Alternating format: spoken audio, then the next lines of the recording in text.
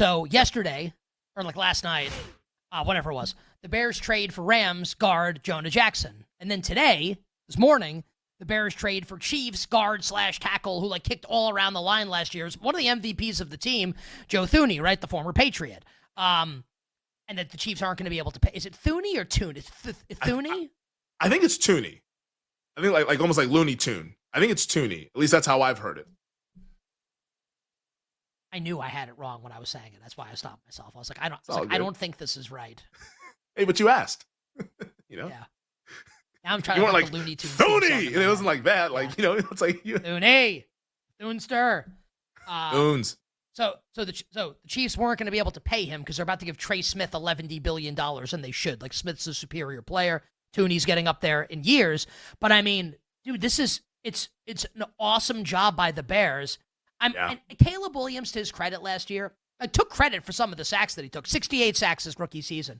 He held on to the ball for too long. But what were we saying on the show? Like, if you have an actual competent offensive coach, like, he's going to coach that out of Caleb Williams. He's not going to do that. And now you fix the interior of the offensive line, right? And Caleb doesn't like it. No quarterback likes it when you get... Look what the Eagles just did to Patrick Mahomes in the Super Bowl. No quarterback likes that. And I don't think they're done. And it kind of takes you back to what Ben Johnson said in his introductory press conference when he talked about the Lions' offensive line, and that's what he wants in Chicago. Every team should want that. And that division's so interesting, dude, because the Lions lost the coordinators, but still have a stacked roster. Another year of LaFleur and Love. We think they're going to be good. The Vikings have Kevin O'Connell. We think they're going to be good. Yep. And now the Bears with Ben Johnson. Where are you at on the Bears right now with these offensive line signings? A great step in the right direction. Yeah, a great step in the right direction for me with the Chicago Bears. We just had on in the 340 segment David Ha of Mully and Ha at 670 Score in Chicago, our Odyssey teammates out there in Chicago, and he thinks the Bears could still go out there and sign some offensive linemen. I know Drew Dahlman is a guy for the Atlanta Falcons who's a free agent center right now. You add another piece to that interior to where like all of a sudden you overturn the interior, which was the big problem last year. Not only is it to protect Caleb Williams, but it's also to run the football, which helps Caleb Williams as well in a division and in a climate where late in the year, it's windy, it's cold, you need to be able to be physical, and I think the Bears know that, and that's how they're approaching this offseason. We have a multi-talented executive producer of the show. In all seriousness, this was going to be the setup for a joke, but I actually have worked myself into something I'm going to say seriously now. Like, Bill had us all in stitches yesterday doing his Mad Dog Russo impersonation during the social segments. Vlade Divac was like, honestly, it was like a stroke of genius. So not only is Bill's got a great sense of humor, he's funny, great executive producer, but he's also, and we know this because sometimes during the show, he's writing a novel about the Chicago Bears and not listening to the product, which we always appreciate. Bill never during the show. Never. Oh, well, I don't know about never say never. Bill, the host of the critically acclaimed Bears Banter podcast. So, Bill, promote Bears Banter, and then we would love your take, please, on what Jonah Jackson and Joe Thuney, and what do you think the Bears are going to do the rest of their offseason? How you view them going into next year? Bears Banter Podcast, wherever you get your podcasts on the Second City Gridiron podcast feed. That's the podcast channel. Thank you, Nick. Look, I love the Joe Thuney signing. I know you and I went back and forth a little bit on text message about, you trust Ryan Poles in a trade with Brett Veach, which I think is a fair point because I am a big critic of Ryan Poles. But I'll say this. Howie Roseman's the best in the business, and he got a 4th-round pick for Robert Quinn, who proceeded to have 2 tackles in his Philadelphia Eagles career. So it can happen with Ryan Poles.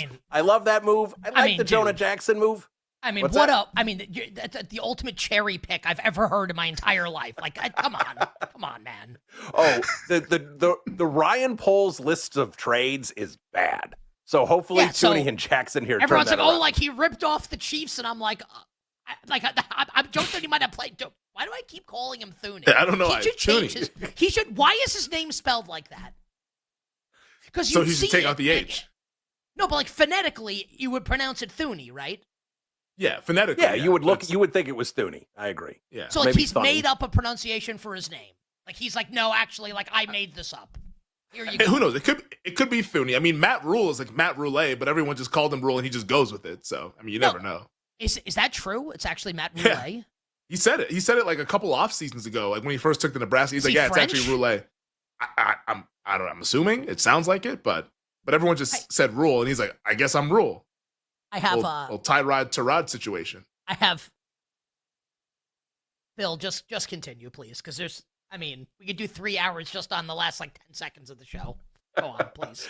But yeah, their offensive line was atrocious, Nick. Caleb Williams, like you mentioned it last segment, was just getting beaten up all season. They couldn't run the football either. So putting in 2 guys on the interior, go with Darnell Wright. Maybe Braxton Jones is still there at the left tackle. They still need a center. Maybe that'll be Drew Dahlman, the Falcons center. But the offensive line already vastly improved, which was their number one priority. They got to go out and get an edge. They got to get a center. Got to do a couple other things. But they're on the right track to, like David Haas said with Femi, pushing that over, assuming that line is 7.5, maybe 8, pushing that over, getting to maybe 9 or 10 wins this year is definitely in the cards. All right, so how about this? Are you guys ready for this? I have a piece of breaking news.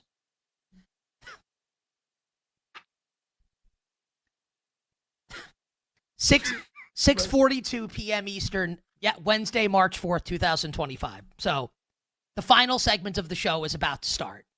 The big segment, right? Gambling Night in America. Brad Evans is about to come on. At Bill T. Zimmerman on Twitter, responding to Nolan, a Bears fan. I don't think they do Kelly and Shelton. And Shelton is considered center 3 among free agents.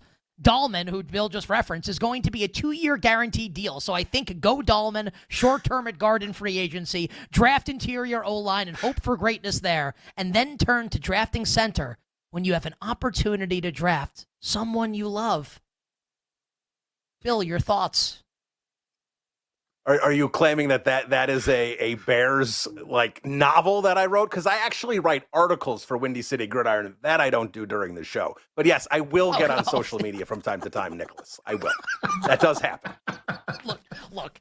Just in all seriousness, just in case people think I'm actually killing Bill. When you've been producing for as long as Bill has, or what I did, you can multitask and it's okay. So, Bill, if I said 8.5 win total for the Bears next year, what would you do?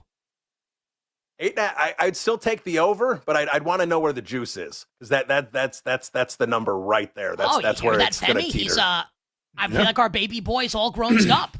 Yeah, he said I don't want to be. Well, it's well, what's the juice?